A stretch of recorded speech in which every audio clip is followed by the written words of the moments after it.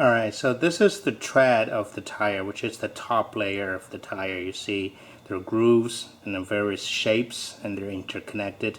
The reason for those grooves are basically expelling water. And when you drive on a rainy day or standing water, and those grooves would basically expel water so that rubber can contact the road surface. Now, as the tire wears, the grooves will get shallower and shallower, so its ability to expelling water is going to get compromised. So that's why the government, each state government, would do an annual inspection. Part of the safety inspection is to check the tire tread. So you see this this bar here. Let me see if I can zoom in. There. So you see this bar here. This is called a wear bar. If your tire tread has worn down to the same height as this wear bar, that means it's too low. That needs to be, the tire needs to be replaced. And so this height of the wear bar is essentially 2/32 of an inch. But you can actually measure the tread yourself with a very inexpensive gauge like this. So this is the tire gauge measurement, and it measures in let me see, where is it? It measures in 30 seconds. Zoom in, focus. There. It measures in 30 seconds, 30 seconds of an inch. So let's put this thing out, and then you sit in the tire over here. Let's just see.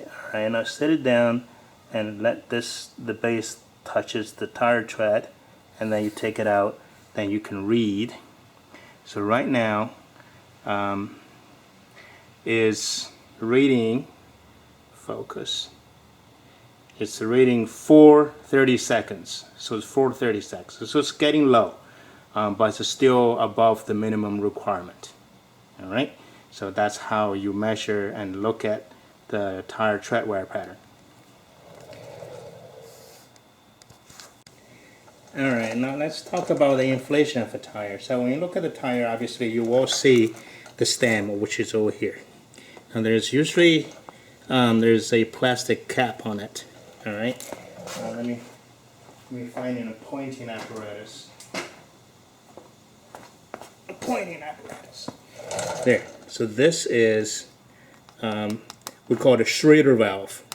So there's a core that you push it in to get the air in, and then as you let the air source go, and then the core would basically seal it back. So you do not want to have a metal cap here. A metal cap may look cool, but it may cause corrosion. The two different models together. So this is a metal piece. When you inflate, it is a good time to look at the stem and make sure that there's no corrosion on the stem.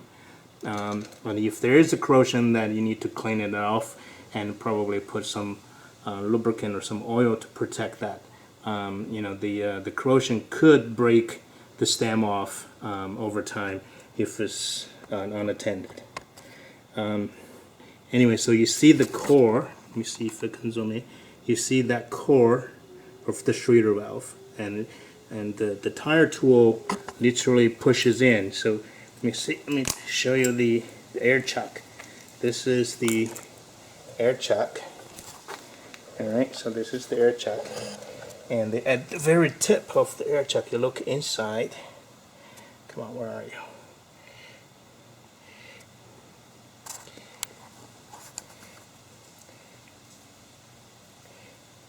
You look inside. There is a piece in the middle. So that is piece that actually pushes the core of the Schrader valve in. So this is the centerpiece. There, that's the centerpiece. It pushes the core in so the air can get in, and then so that's you push this thing against the stem valve firmly, and then you activate the valve, and then the air will go in, and then usually the air check would give you pause for a moment and give you a reading and what's the current pressure is. If there is none, then you would have to carry a tire pressure gauge, and preferably you want to have a digital gauge, just the same way, to press the tool on against the Schrader valve to measure the pressure. Remember, this guy takes, most passenger cars takes about 35 psi. Alright, that's that. Let's put the cap back on.